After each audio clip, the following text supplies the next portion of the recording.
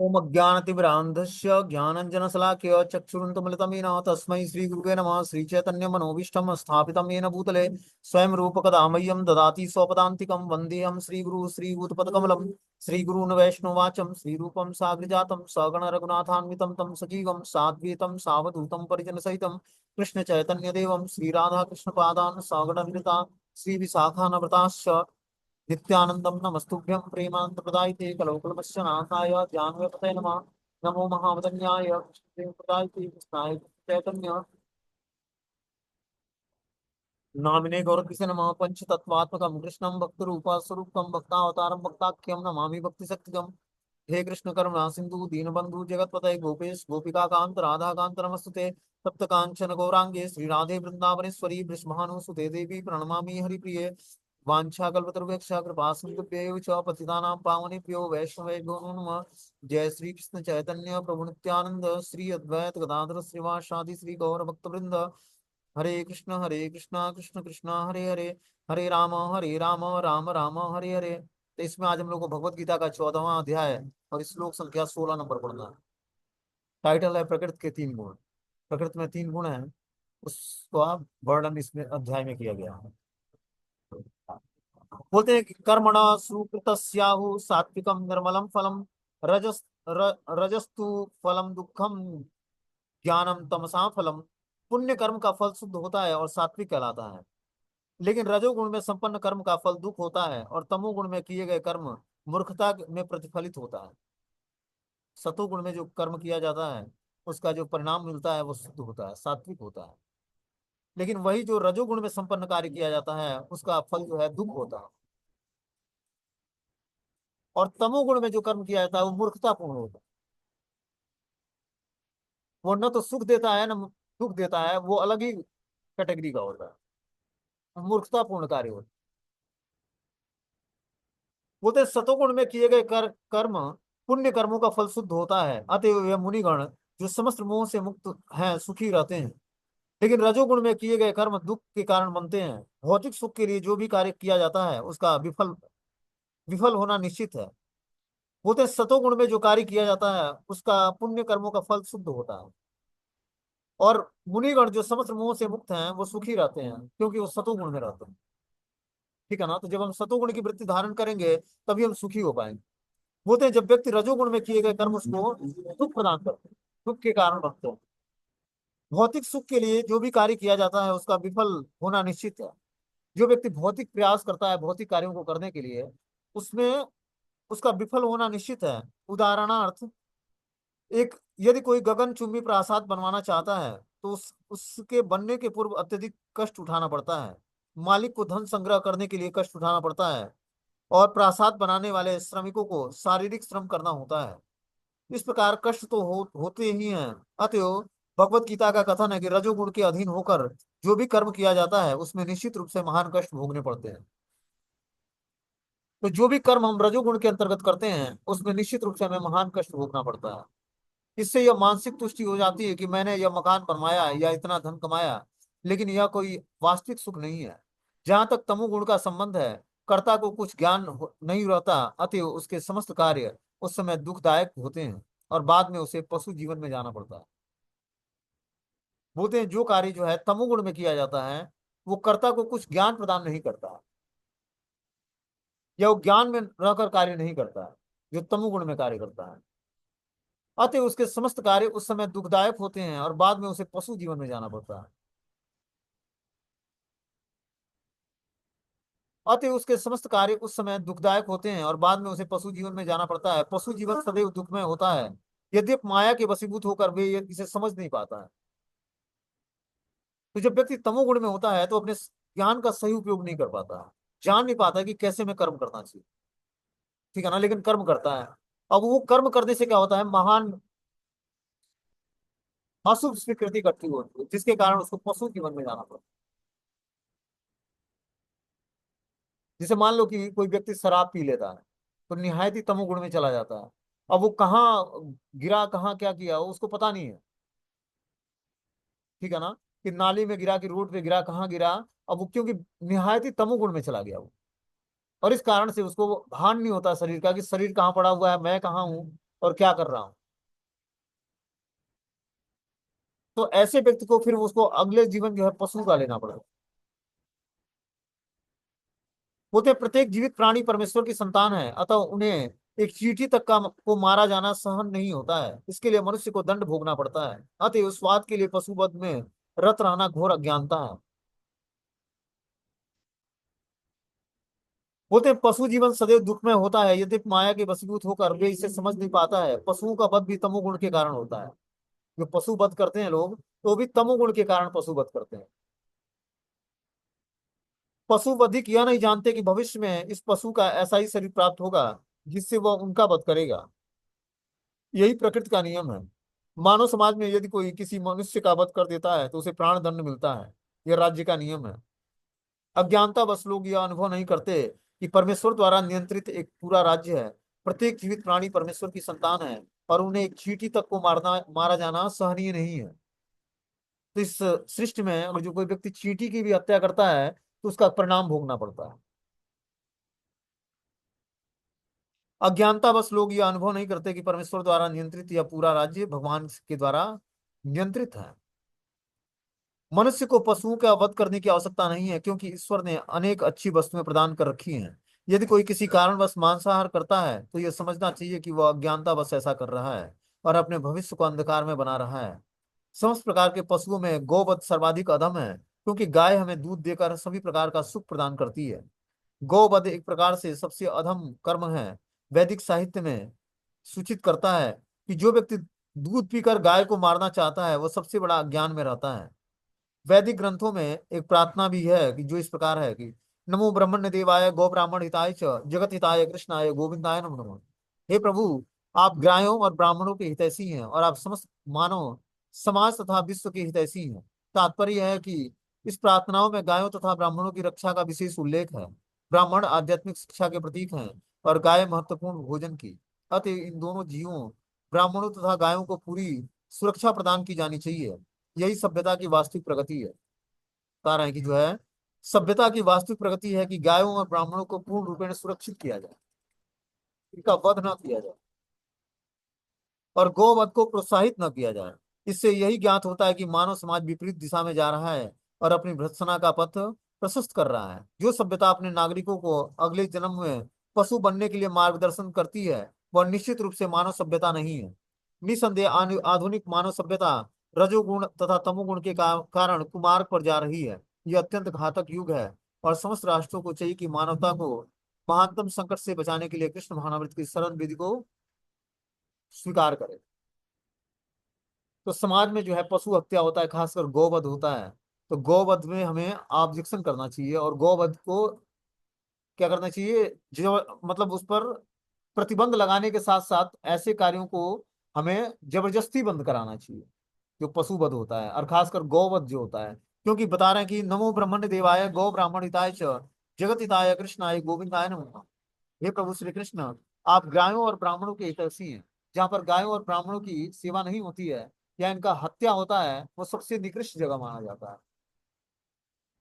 वहां पर अकाल, भूखमरी, बीमारियां, रोग सब कुछ वहीं प्रकट होता है जहाँ पर गायों और ब्राह्मणों की हत्या होती है, और बहुत जल्दी विनाश हो जाता है वो जगह।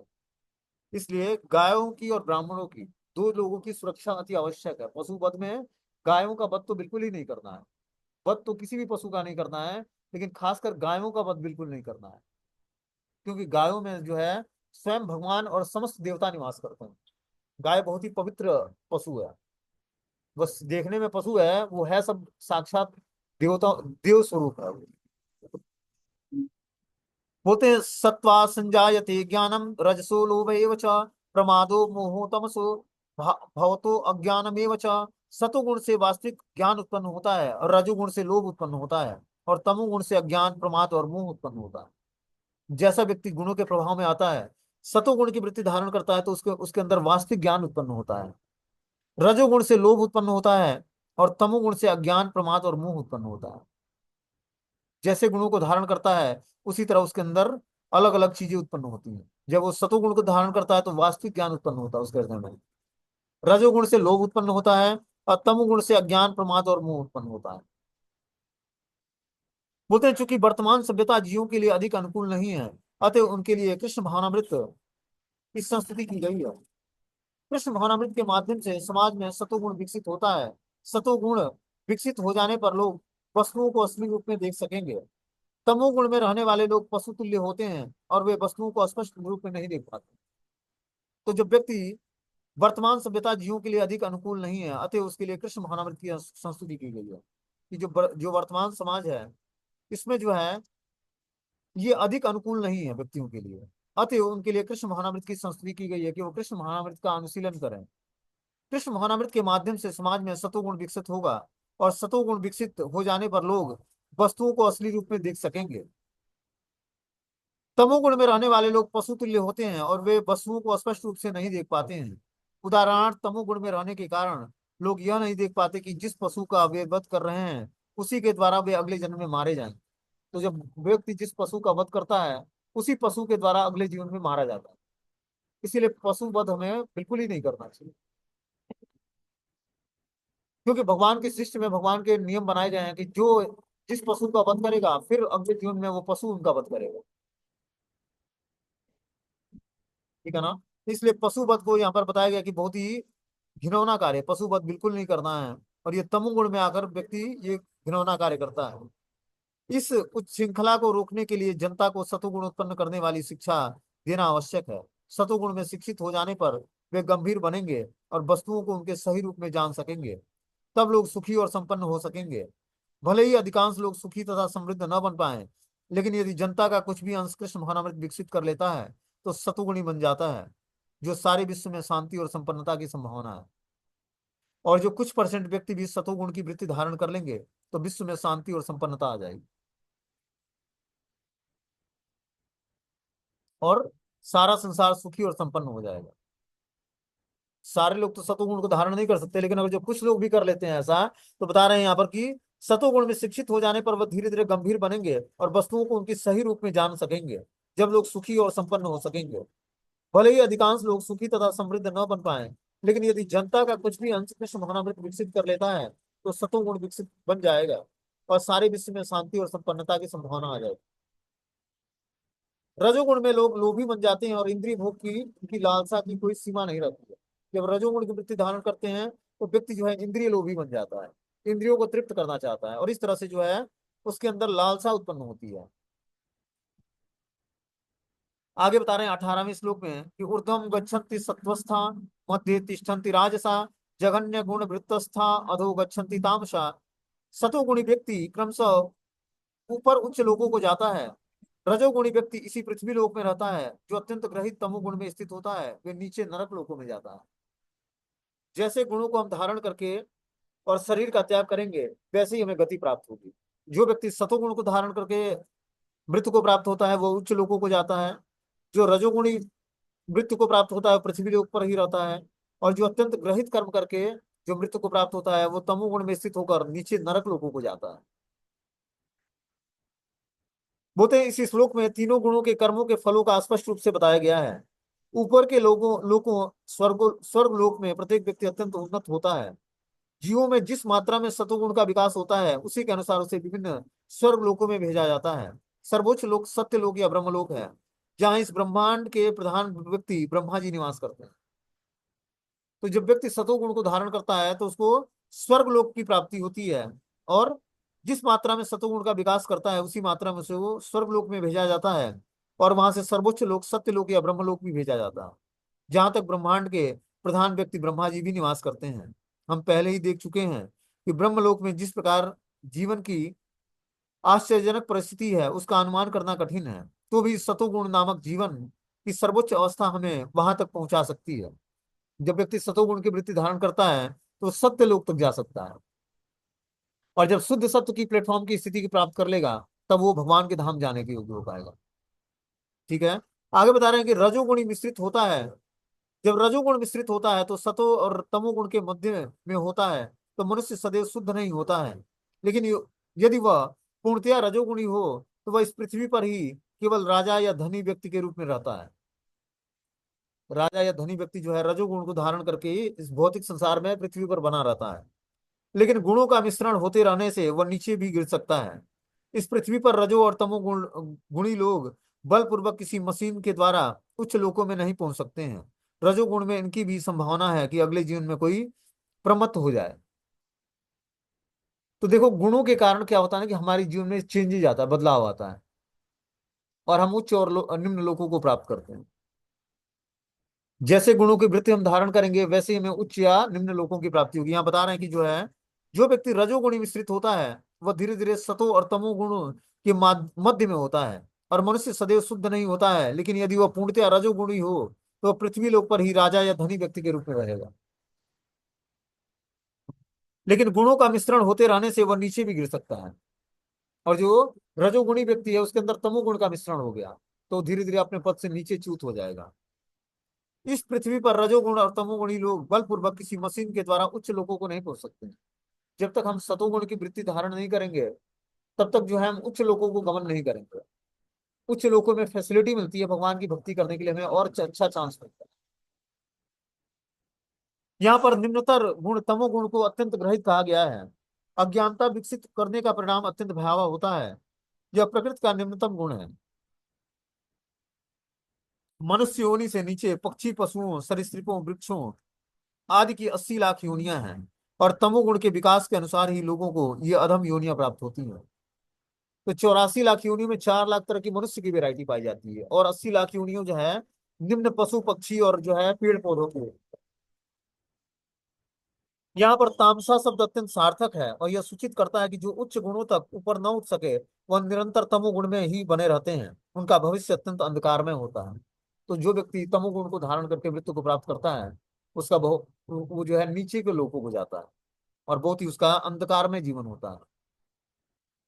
तमोगुणी तथा रजोगुणी लोगों के लिए सतोगुणी बनने का शुभ अवसर है, और यह कृष्ण मोहनामृत की विधि से मिल सकता है। और जो कृष्ण मोहनामृत की विधि को कोई अपना लेता है तो धीरे धीरे जो है वो सतोगुण की वृत्ति धारण कर लेगा। लेकिन जो इस अवसर का लाभ नहीं उठाता है वह निम्नतर गुणों में बना रहता है। तो इस गुणों का लाभ उठाने के लिए हमें क्या करना पड़ेगा? कृष्ण मोहनामृत का अनुशीलन करना पड़ेगा। भगवान के नाम रूप गुण लीलाओं का श्रवण और भजन जब हम करेंगे, तब जाकर धीरे धीरे जो है तमोगुण और रजोगुण के प्रभाव से ऊपर उठ पाएंगे, और उच्च लोगों को जाने के हमारा रास्ता खुलेगा। बोलते हैं, नान्यम गुणेभ्यम कर्तारम यदा दृष्टानुपश्यति गुणेभ्यश्च परम वेति मद भावासो अधिगच्छति। जब कोई यह अच्छी तरह जान लेता है कि समस्त कार्यों में प्रकृति के 3 गुणों के अतिरिक्त अन्य कोई कर्ता नहीं है, तब वो परमेश्वर को जान लेता है। और जो इन तीनों गुणों से परे है वह मेरे दिव्य स्वभाव को प्राप्त कर लेता है। जब तक व्यक्ति बता रहे हैं कि जब कोई यह अच्छी तरह से जान लेता है कि समस्त कार्यों में प्रकृति के 3 गुणों के अतिरिक्त अन्य कोई कर्ता नहीं है। इस भौतिक संसार में जो भी कर्म होता है वो 3 गुणों के अंतर्गत होता है। ठीक है ना? वही बता रहे हैं कि 3 गुणों के अतिरिक्त अन्य कोई कर्ता नहीं है। जब वो परमेश्वर को जान लेता है तब इन 3 गुणों से परे हो जाता है। परमेश्वर को जानने की योग्यता क्या है कि हम जब 3 गुणों से अपने को ऊपर उठाएंगे, तब हम भगवान को जान पाएंगे। क्योंकि भगवान जो है एब्सोल्यूट प्लेटफॉर्म पर होते हैं, शुद्ध सत्व के प्लेटफॉर्म पर स्थित होते हैं। उनको जानने के लिए हमें शुद्ध सत्व की क्वालिटी डेवलप करनी पड़ेगी अपने अंदर। देखो ये कितना ये गुह्य साइंस है। हम लोग सोचते हैं कि माला फेरने से सब कुछ हो जाएगा। माला के साथ साथ हमें, जब हम भगवत गीता और भागवतम के ज्ञान को सुनते हैं और सीखते और समझते हैं, तब हम जान पाते हैं कि किस उच्च स्थिति को प्राप्त करना है और कहाँ हम अटके पड़े हैं। ये सब जो है विज्ञान की तरह है, साइंस की तरह है।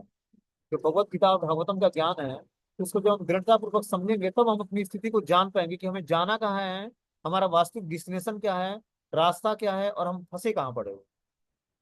और इस तरह से जब हमें पता लगेगा, तब हम उस रास्ते पर आगे बढ़ेंगे। बता रहे हैं कि जब तक व्यक्ति जो है इन 3 गुणों को लांग कर और जो है शुद्ध सत्व के प्लेटफॉर्म पर स्थित नहीं होता है, तब तक जो है भगवान के धाम जाने के योग्य नहीं होगा। जब कोई ये अच्छी तरह जान लेता है कि समस्त कार्यों में प्रकृति के 3 गुणों के अतिरिक्त अन्य कोई कर्ता नहीं है, तब वो परमेश्वर को जान लेता है, जो इनके परे हैं, और वह मेरे दिव्य स्वभाव को प्राप्त होता है। ऐसा व्यक्ति जाकर भगवान के दिव्य स्वभाव को प्राप्त कर लेता है। बोलते हैं, समुचित महापुरुषों से केवल समझ कर तथा समुचित ढंग से सीख कर मनुष्य प्रकृति के गुणों के सारे कार्यकलापों को लांग सकता है। कैसे? समुचित ज्ञान में अपने को स्थिर करके, और महापुरुषों से जो भगवान के भक्त हैं उनसे जब हम समुचित ज्ञान सीखते हैं, तब जाकर हम प्रकृति के 3 गुणों के कार्यकलापों को लांग जाते हैं।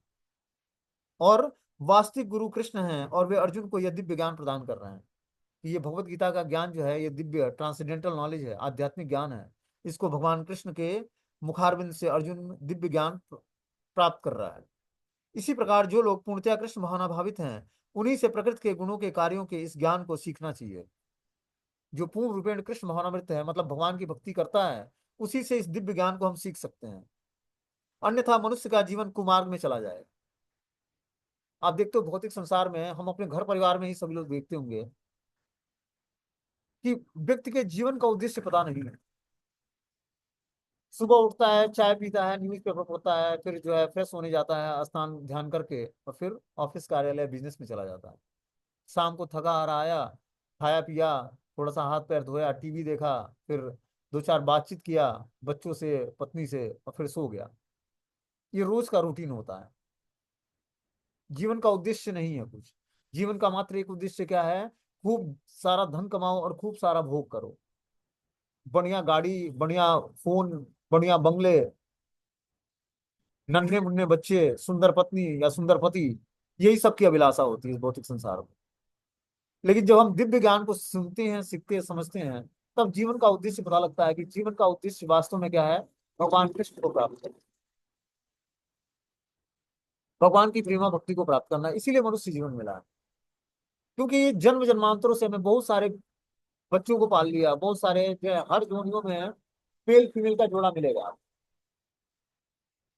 चाहे किसी भी जोन में जाओ, हर जीवन में ये रिलेशनशिप मिलना है। लेकिन हमें क्या करना पड़ेगा? भगवान की भक्ति करके अपने जीवन को सार्थक बनाना पड़ेगा। और साथ वाले व्यक्ति को भी समझाना पड़ेगा कि आप भी भगवान की भक्ति से जुड़िए। उनके लिए फेवरेबल कंडीशन क्रिएट करना पड़ेगा। धीरे धीरे उनके अंदर भी भगवान की भक्ति का जागरण हो कि जब आपको ये दिव्य आनंद प्राप्त होने लगा कि आप अपना इंपॉर्टेंट टाइम निकालकर भगवान की कथाओं में एंगेज करते हो उस टाइम को, या भगवान के नाम जप में लगाते हो, जीवन का उद्देश्य पता लगा कि जीवन का उद्देश्य वास्तव में है भगवान कृष्ण की भक्ति को जानना। तो जब व्यक्ति को बहुमूल्य रत्न मिलता है, तो अपने सबसे नजदीकी जो करीब व्यक्ति है उसी को बताता है, जो उसका बहुत ही घनिष्ठ मित्र है, उसको बताता है कि मुझे ये बहुमूल्य चीजें मिली। तो हमें निश्चित रूप से जो हमें ये भगवान की भक्ति का बहुमूल्य रत्न मिला है, इसको हमें, जो हमारे सबसे घनिष्ठ मित्र लोग हैं, जिसको हम अपने परिवार का सदस्य मानते हैं या अपने रिलेटिव मानते हैं, उनको हमें प्रदान करना है। तभी जाके आप भी और अच्छे तरीके से भक्ति कर पाओगे। तभी आपके जीवन में फेवरेबल कंडीशन क्रिएट होगा। बोलते हैं समुचित महापुरुषों से केवल समझकर तथा समुचित ढंग से सीख कर ही मनुष्य प्रकृति के गुणों के सारे कार्यकलापों को लांग सकता है। वास्तविक गुरु कृष्ण हैं और वो अर्जुन को यह दिव्य ज्ञान प्रदान कर रहे हैं। इसी प्रकार जो लोग पूर्णतया कृष्ण भावना भावित हैं, उन्हीं से प्रकृति के गुणों के कार्यों के इस ज्ञान को सीखना चाहिए। जो पूर्ण रूप में कृष्ण भावनामृत है, उसी से इस दिव्य ज्ञान को जब हम सीखेंगे, तब जाकर हम जीवन के कुमार्ग पर चलना बंद करें। बोलते हैं प्रमाणिक गुरु के उपदेश से जीव अपनी आध्यात्मिक स्थिति, अपनी भौतिक शरीर, अपनी इंद्रियां तथा प्रकृति के गुणों की अपनी बद्धावस्था होने के बारे में जान सकता है। क्या बता रहे हैं? प्रमाणिक गुरु के उपदेश से ही जीव अपनी आध्यात्मिक स्थिति, भौतिक शरीर, अपनी इंद्रिय, प्रकृति के गुणों की बद्धा अवस्था के बारे में जान सकता है। जब वो प्रमाणिक गुरु से श्रीमद् भागवतम या भगवत गीता के नामक ग्रंथों को पढ़ता, सुनता, सीखता, समझता है, तब वो अपनी बद्ध अवस्था से वाकिफ होता है कि हमारी चेतना कहाँ कहाँ फंसी हुई है। जो हमने ये भगवत गीता के ज्ञान के माध्यम से हम जो नए नए भाषाओं को सीखते हैं, चेतना, परम पुरुष, बुद्धि, मन, अहंकार, इंद्रियां, इंद्रियों के विषय, ये सब किसी भौतिक कॉलेज या स्कूल में नहीं पढ़ाया गया। और न पढ़ाया जाएगा, और ना आगे फ्यूचर में कभी उम्मीद है कि कोई पढ़ाएगा। ये दिव्य ज्ञान जो है भगवत गीता के माध्यम से हम लोग सुनते हैं, सीखते हैं, समझते हैं, और ये सब सब्जेक्ट हम सबके लिए नया है। चलो जो पुराने हैं वो 2-4 साल से लगे पड़े हैं, लेकिन जो नए जुड़ते हैं वो इससे पहले इन सब चीजों को न तो सुना होगा ना जाना होगा कभी। कि शरीर में हाँ, ये लगता है कि हमारा शरीर है और शरीर को पालन करने के लिए या फिर जो रिलेटिव जुड़े हुए हैं उनका हमें पालन पोषण करना है, सेवा करनी है, इतना ही बस व्यक्ति को मालूम हो। लेकिन जब वो आध्यात्मिक ज्ञान सीखता, समझता है, भगवत गीता के ज्ञान को सीखता है, तो वो जानता है कि शरीर क्या है, आत्मा क्या है, शरीर का धर्म क्या है और आत्मा का धर्म क्या है। ये मनुष्य जीवन शरीर किस लिए मिला है और आत्मा का वास्तविक डेस्टिनेशन क्या है। ये सब कुछ उसके हृदय में क्वेश्चन उठते हैं, और उस क्वेश्चन का समझ जो है धीरे धीरे भगवत गीता करता है। और तब जाकर देखो आध्यात्मिक ज्ञान सीखना और सुनना कितना इंपॉर्टेंट था। जब तक हम इस दिव्य ज्ञान को सीखेंगे, सुनेंगे, समझेंगे नहीं, तब तक हमारी जो है जपा जो है क्वालिटी मैकेनिकली होगी, कृत्रिम रूप से होगी, उसमें मन नहीं लगे। सोचिए किस तरह 16 माला जल्दी पूरा करें और इसको कील पर टांगे खुद। इसीलिए हमें आध्यात्मिक ज्ञान सुनना, सीखना, समझना आवश्यक है। तब जाकर हम धीरे धीरे जो है हमारी भक्ति बढ़ेगी। जब हम ज्ञान में स्थित हो गए तभी हम भक्ति को और अच्छे तरीके से जान पाएंगे, और तभी जाकर जो है ये ज्ञान धीरे धीरे प्रेम का स्वरूप धारण करेगा। बोलते हैं जीव की विभिन्न कर्मों का कर्ता नहीं है, उसे बाध्य होकर कर्म करना पड़ता है, क्योंकि विशेष प्रकार के शरीर में स्थित रहता है जिसका संचालन प्रकृति का कोई गुण करता है। जब तक मनुष्य को किसी आध्यात्मिक मान्यता प्राप्त व्यक्ति की सहायता नहीं मिलती है, तब तक वह यह नहीं समझ सकता कि वह वास्तव में कहाँ पर स्थित है। प्रमाणिक गुरु की संगत से वह अपने वास्तविक स्थिति को समझ सकता है, और इसे समझ लेता है कि वह पूर्ण कृष्ण भावनामृत में स्थित हो सकता है। कृष्ण भावनाभावित व्यक्ति कभी भी प्रकृति के गुणों के चमत्कार से नियंत्रित नहीं होता है। तो जो कृष्ण भावनाभावित व्यक्ति होता है वो प्रकृति के गुणों के चमत्कार से प्रभावित नहीं होता है। प्रकृति के गुणों के चमत्कार क्या है कि जब प्रकृति में 3 गुणों की प्रधानता होती है, सतोगुण की प्रधानता होती है, तो सभी के अंदर सतोगुण की वृत्ति धारण होती है। जैसे मान लो कि जब बारिश का मौसम होता है, ठीक है ना, और हल्की हल्की धूप होती है, या चंद्रमा शीतलता बिखेरता है, तो बहुत ही सतोगुणी वातावरण होता है। जब सूर्य अपने प्रचंड तेज पे होता है तो रजोगुण वातावरण होता है। आदमी जो है न चाहते हुए भी कर्म करने के लिए प्रोत्साहित होता है। जैसे सुबह का वातावरण है, सुबह का वातावरण आदमी न चाहते हुए भी भगवान की भक्ति के लिए बहुत ही फेवरेबल होता है, जो ब्रह्म मुहूर्त का टाइम है सूर्य उदय होने से पहले। और जैसे जैसे सूर्य का प्रभाव बढ़ता जाता है, वैसे वैसे संसार में रजोगुण का प्रभाव बढ़ता जाता है। जैसे जैसे संध्या वेला बढ़ती जाती है, वैसे वैसे आसुरी और तमोगुणी वृत्ति बढ़ती जाती है लोगों के अंदर। इसीलिए संध्या टाइम में बहुत इंपॉर्टेंट है कि संध्या टाइम में भगवान का स्मरण करना, क्योंकि उस समय जो है वृत्ति आसुरी होती है। उस समय ना तो सोना, न खाना, न किसी से बातचीत करना, न स्नान करना, कोई भी एक्टिविटी नहीं करना। बस संध्या टाइम में हमें क्या करना होता है, खासकर सूर्य अस्त होते होते और चंद्रमा उगते उगते उसके बीच में जो टाइमिंग होता है, उस बीच में हमें ना तो कोई भी कार्य नहीं करना, बस भगवान का स्मरण करना और रेगुलर बेसिस। तब हम अपने समस्त आसुरी लक्षणों से छूट पाएंगे। हम ऑफिस कार्यालय में भी हो, बिजनेस में भी हो, तो उस 45 मिनट या 1 घंटे के टाइम को हम डिवोशनल सर्विस में एंगेज करें। उस समय हमें हरे कृष्ण मंत्र का जप करें, या गायत्री मंत्र में जो दीक्षित है गायत्री मंत्र का जाप करना चाहिए, या भगवत गीता भागवतम जैसे ग्रंथों को पढ़ना चाहिए, या भगवान की स्तुति पाठ करनी चाहिए। इसीलिए मैंने पर्टिकुलर टाइम भी बता रखा है सबको, साधना रिपोर्ट। तो उस समय जो है वृत्ति, जब हम सात्विक कार्य करेंगे तो हमारा रात्रि भी पवित्र हो जाएगा। संध्या पवित्र होने से रात्रि पवित्र हो जाएगी हमारी, और रात्रि पवित्र होने से सुबह पवित्र हो जाएगा, और सुबह पवित्र होने से पूरा जीवन पवित्र हो जाएगा। तो इसलिए संध्या टाइम जो है आसुरी बेला होती है। उसी समय दिति माता के अंदर काम वासना उत्पन्न हुई, और वो कश्यप मुनि से उन्होंने संग किया, और हिरण्यकश्यप और हिरण्याक्ष माता के गर्भ में आए। और हम सबको पता है कि कितने महान दैत्य बने हुए। जब माता के गर्भ में आए तो चारों तरफ आकाश में अंधेरा छा गया। हिरण्यकश्यप और हिरण्याक्ष इतने बड़े असुर थे कि दिति माता के गर्भ में आने मात्र से पूरा संसार में अंधेरा छा गया। और जब प्रकट हुए तो धरती जो है कांपने लगी। जब माता के गर्भ से बाहर निकले, धरती कांपने लगी, बादल आकाश में टकरने लगे आपस में, बिजली कड़कने लगी, अंधेरा छा गया चारों तरफ। ये है संध्या वेला का प्रभाव। इसीलिए संध्या वेला में ना सोना, न खाना, न स्नान करना, बस उससे पहले स्नान करके भगवान का स्मरण करना। ऑफिस कार्यालय में भी है, हाथ पैर धो के बैठ जाना चाहिए, और उस समय कुछ कार्य नहीं करना चाहिए, और भगवान का स्मरण करना चाहिए। मनोमन जो है भगवान का स्मरण करें, तब जाकर हम धीरे धीरे अपने समस्त आसुरी लक्षणों पर विजय प्राप्त कर पाएंगे। और जो आप संध्या वेला का सही उपयोग नहीं करते हो तो आपके अंदर आसुरी लक्षण उत्पन्न होंगे ही होंगे, और आपको पता नहीं लगेगा कि आसुरी लक्षण हमारे अंदर कहाँ से आ रहा है। इसलिए संध्या वेला का सही उपयोग करना चाहिए। उस समय मार्केटिंग भी नहीं करना चाहिए जाकर, कोई कोई मार्केट से सामान लेते हैं, चलो शाम हो गई। नहीं, आप या तो शाम से पहले जाओ या संध्या वेला के बाद जाओ। संध्या वेला में एक ही कार्य है, बस भगवान की सेवा। तब जाकर आपके अंदर धीरे धीरे जो है आसुरी लक्षणों का, आज आसुरी लक्षण समाप्त होंगे। जो व्यक्ति काम क्रोध मद मात्सर्य लोभ से जूझ रहा है, इस सब छह अनर्थों पर व्यक्ति विजय प्राप्त कर पाएगा। आप देखोगे न चाहते हुए भी अनर्थ हृदय में प्रकट हो जाता है। इसका कारण क्या है? हम सही समय पर सही कार्य नहीं करते। इसलिए ना हमने प्रॉपर जो है टाइमिंग डालकर और सबको भेजा है कि उस टाइम पर हमें इन चीजों का स्मरण करना है। लेकिन कुछ लोग करते हैं, कुछ लोग नहीं करते हैं।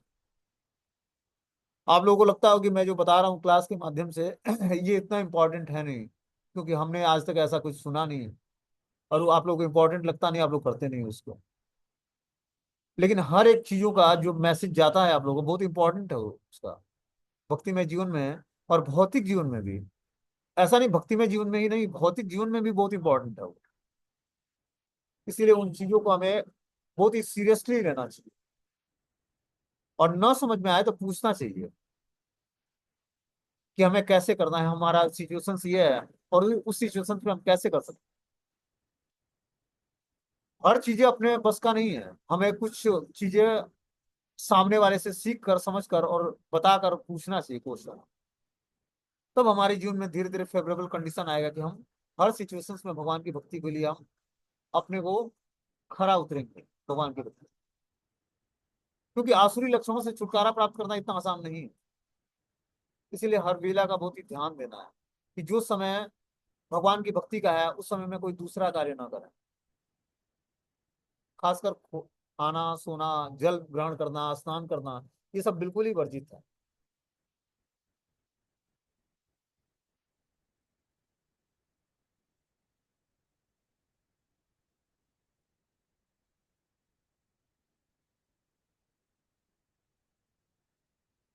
आगे बता रहे हैं कि गुणे नेता नत्तित्य त्रिदेही देह समुद्भवान जन्म मृत्यु जरा दुखे विमुक्तो अमृत मस्तुते। जब देहधारी जीव भौतिक शरीर से संबंध इन तीनों गुणों को लांघने में समर्थ होता है, तो वह जन्म मृत्यु बुढ़ापा और अन्य कष्टों से मुक्त हो जाता है और इसी जीवन में अमृत का भोग करता है। क्या बोल रहे हैं? कि जब देहधारी जीवात्मा भौतिक शरीर से संबंध इन तीनों गुणों को लांघ जाता है, जो तीन गुण है प्रकृति के, सतोगुण रजोगुण और तमोगुण, जब इस तीनों गुणों को लांघ कर कृष्ण भवनामृत में दिव्य स्थिति में रहा जाता है, तो संस्कृत शब्द देही का अर्थ है देहधारी। यदि मनुष्य इस भौतिक शरीर के भीतर रहता है लेकिन अपने आध्यात्मिक ज्ञान की उन्नति के द्वारा वह प्रकृति के गुणों के प्रभाव से मुक्त हो सकता है। जब हम आध्यात्मिक ज्ञान को सुनेंगे, सीखेंगे, समझेंगे। देखो, न चाहते हुए भी व्यक्ति को गुणों के प्रभाव के कारण उसको मजबूर कर देता है गुण वो कार्य करने के लिए। आपको धीरे धीरे अपने जीवन में सात्विक जॉब या सात्विक क्वालिटी को डेवलप करना है, तो आपको प्रकृति के गुणों पर विजय प्राप्त करना पड़ेगा। आप देखोगे आपका जीवन परिवर्तित हो जाएगा, आपके सारे क्रियाकलाप एक्टिव जो है, एक्टिविटी जो है, सब कुछ पवित्र हो जाएगी। कितने लोगों को जैसे जो प्राइवेट जॉब में है उनको लगता होगा कि मैं प्राइवेट जॉब जॉब करके बहुत दुखी हूँ, और न चाहते हुए भी मुझे वो कार्य करना पड़ रहा है। क्यों करना पड़ रहा है? बता रहे हैं भगवान की प्रकृति में तीन गुण हैं जिसके कारण व्यक्ति मजबूर होकर न चाहते हुए भी कर्म करता है। अब देखो कितना बारीक साइंस है ये, कि प्रकृति में तीन गुण हैं, प्रकृति के तीन गुणों में बिजली चलेगी। अब प्रकृति के तीन गुणों के प्रभाव में आकर व्यक्ति जो है न चाहते हुए भी उस कर्म करना पड़ता है उसको। इस प्रकृति के तीन गुणों पर विजय कैसे प्राप्त करेंगे? जब हम भगवान की भक्ति करेंगे। और जैसे ही हम सतोगुण की वृत्ति धारण करेंगे, अब हमें रजोगुणी और तमोगुणी कार्य अच्छा ही नहीं लगेगा। और धीरे धीरे भगवान ऐसा चांस क्रिएट करेंगे आपके जीवन में कि आपको सतोगुणी वृत्ति धारण करके सतोगुणी कार्य में एंगेज कर देंगे। और ऐसा ही होता है, प्रैक्टिकली सबके जीवन में चेंज आते हैं। जो भगवान की भक्ति करेगा धीरे धीरे उसके सारे कार्य जो है सात्विक प्लेटफॉर्म पे आने लगेंगे। उसके अंदर सतोगुण की वृत्ति, उसको धीरे धीरे उसके जीवन में सतोगुण की कार्य करने की इच्छा ही जागृत हो जाएगी। ये बिल्कुल ही केमिस्ट्री जिस तरह साइंस हम लोग पढ़ते थे तो उसमें केमिकल रिएक्शन कराया जाता है, और केमिकल रिएक्शन होता है तो नए प्रोडक्ट उत्पन्न होते हैं। C+O2, कार्बन प्लस ऑक्सीजन मिलाया गया तो कार्बन डाइऑक्साइड बन गया। H+O2, हाइड्रोजन प्लस ऑक्सीजन मिलाया गया तो पानी बन गया। मतलब एक साइंस की बात कर रहा हूँ जो केमिस्ट्री में पढ़ाया जाता है। उसी तरह जब व्यक्ति सतोगुण की वृत्ति धारण करता है तो उसके उसका पूरा जीवन सात्विक हो जाता है। और सतोगुण की वृत्ति धारण करने के लिए हमें सूर्य उदय होने से 1 घंटे 36 मिनट पहले उठना पड़ेगा। उठकर ब्रह्म मुहूर्त में स्नान करके और भगवत नाम का जब जप करेंगे या मंगला आरती करेंगे भगवान की, तब धीरे धीरे सात्विक गुणों का डेवलपमेंट होगा। और उस गुणों के डेवलपमेंट से पूरा जीवन आपका चेंज हो जाएगा। वहीं यहाँ पर बताया जा रहा है कि कृष्ण मोहनामृत होकर दिव्य स्थिति में रहा जा सकता है। संस्कृत शब्द देही का अर्थ है देहधारी। यद्यपि मनुष्य इस भौतिक शरीर के भीतर रहता है, लेकिन अपने आध्यात्मिक ज्ञान की उन्नति के द्वारा वह प्रकृति के गुणों के प्रभाव से मुक्त हो जाता है और वह इसी शरीर में आध्यात्मिक जीवन का सुख उपभोग करता है। हम लोग को पता नहीं होगा कि भगवान की भक्ति से क्या क्या चीजें प्राप्त होने वाली। अब बस भजन और एसोसिएशन, हरि नाम का जप और डिवोटी एसोसिएशन विनम्रता पूर्वक बस करते जाओ, पूरा जीवन आदमी का चेंज हो जाएगा। इसमें कोई भाग्य और कुंडली काम नहीं करती कि आपकी जन्म पत्री काम करेगी या भाग्य काम करेगा। आप बस दो चीजों को करो कि आध्यात्मिक एक्टिविटी को बहुत ही नियम पूर्वक शास्त्रों की मर्यादा को ध्यान में करते हुए उसका पालन करो और भक्तों का संग करो। दो चीज से आपका पूरा जीवन बदल जाएगा। महान वरदान और महान पुण्य इकट्ठा होता है बस भक्तों के दर्शन से, बात बात करने से, संभाषण करने से, उनके साथ प्रसाद ग्रहण करने से, उनसे कथा का श्रवण करने से। ये कोई साधारण एक्टिविटी नहीं है कृष्ण भक्ति। ये पूरे जीवन का इतिहास ही बदल देगी।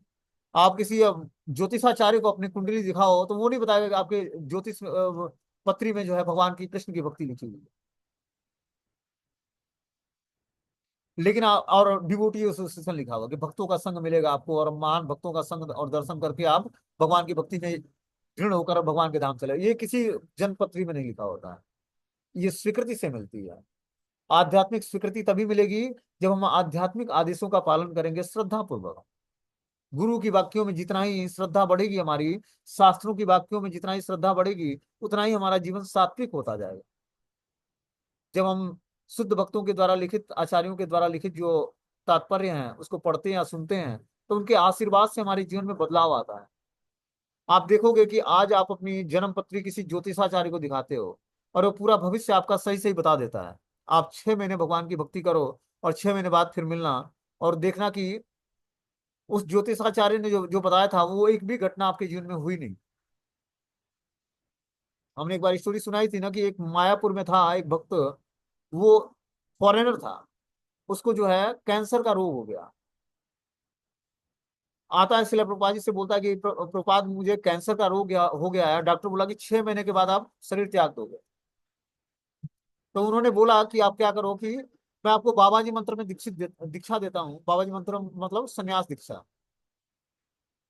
उसमें डंडा नहीं मिलता है, संन्यास दंड, बाकी सब कुछ मिलता है। वस्त्र मिलेगा और ब्रह्म गांठ जो बांधना होता है, मतलब ये जो सन्यासी लोग बांधते हैं, तो वो सब कुछ अलाउ होता है उसमें, लेकिन संन्यास दंड नहीं मिलता है। उसमें एक जगह स्थित होकर भगवान का भजन करना होता है।